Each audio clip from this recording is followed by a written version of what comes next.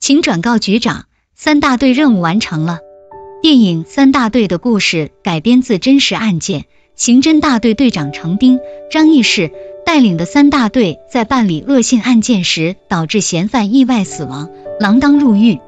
案件背后，人生轨迹被改写，无悔情义，保证完成使命。在那个没有天眼的时代，三大队如何大海捞针是追凶数十年。真实事件远比电影还要波折，但三大队却拍出了那种的无奈感，用平淡的方式深深震撼观众的内心。而演员们的表演是影片带给人们强烈情感冲击的原因之一。不过，片中男主张译在《狂飙他是谁》后，又演了刑警，角色之间同质化严重，观众看多了有些视觉疲劳。尽管张译的演技再好，观众也觉得他演什么都一个样，甚至有他不看。但好在剧中的男配们都很给力，撑起了整部片的演技质感。第一位，杨建涛的扮演者李晨。李晨饰演的杨建涛是二大队队长，程兵未出事之前总是接大案，杨建涛对他很不服气。二大队排查时意外惊动了嫌犯，杨建涛开始语气平和的解释，手插兜的动作又流露出不屑，看着发火的程兵，压在心中不满瞬间爆发，指着程兵鼻子问自己执行任务有错吗？总是被人压着一头的委屈在此刻得到宣泄，令人不自觉地带入到他的情感世界。两人在饭店偶遇时，杨建涛临走时来到程兵这桌给他敬杯酒，一只手拿着酒杯，另一只手将对方酒杯托在上方，一个看似谦虚的动作，却在捧杀程兵，心中不甘体现出来了。而在多年后，两人再次坐到一起喝酒时，李晨让两人的杯子齐平后一饮而尽。程兵千里追凶，让此时已是局长的杨建涛打心眼里服气。又是一个举杯的动作，李晨表达的意思却大相径庭，年轻时的针锋相对到多年后的和解，人物之间的碰撞在他演绎下更具戏剧张力。李晨虽然综艺上的多，演技也没落下。第二位，马振坤的扮演者王骁。马振坤这个角色太适合王骁来演了。入狱前，他是风光无限的刑警，脾气一点就爆，看见嫌疑人看着女孩照片露出猥琐的笑容时，他二话不说，抄起家伙冲向对方，嘴里吐着脏话。王骁演出了那个年代警察的痞气，又演出了角色经历的反差。出狱后的马振坤成了街边宵夜摊的商贩，余光扫到有人，下意识地问几位，手里烤串的动作不停，生活的窘迫瞬间落在了人物身上。可当看见有人酒后闹事欺负女孩，他好声好气上前劝说，刚想要感叹马振坤被磨平了棱角，下一秒他又抡起椅子打得对方落荒而逃。一场戏，王骁演出了底层小人物卑微的正义，又演出了骨子里警察的气魄，两种情绪都拿捏到位了。不过对于妻子，他是满心的愧疚，生病时他却未能在身边，和程队说离开时，像个做错事的孩子站在中间，吞吞吐吐说着一切。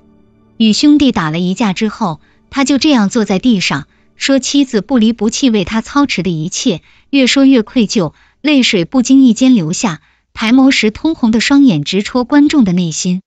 王骁的演技不亚于任何一个角色。第三位，蔡斌的扮演者曹炳坤。曹炳坤演出了最现实的中年男人，从小摊到酒桌，松弛感扑面而来。入狱前，曹炳坤饰演的蔡斌戏份并不多，但他如同后盾一般，给人最坚实的支撑。出狱后，三大队聚在酒桌上，自然而然地将袖子撸上去，露出肩膀，瘫靠在椅背上，满脸涨红，眼神迷离，却流露出几分哀愁。可三大队集结后，蔡斌是唯一一个要退出的，说着放下我执，语气悠哉，留给众人一个落寞背影，每个细节都在说着他放不下，果然转眼就与三大队会合。最后，为癌中期的他将结果故作轻松地往程队身上一撇，继续倚靠在河边。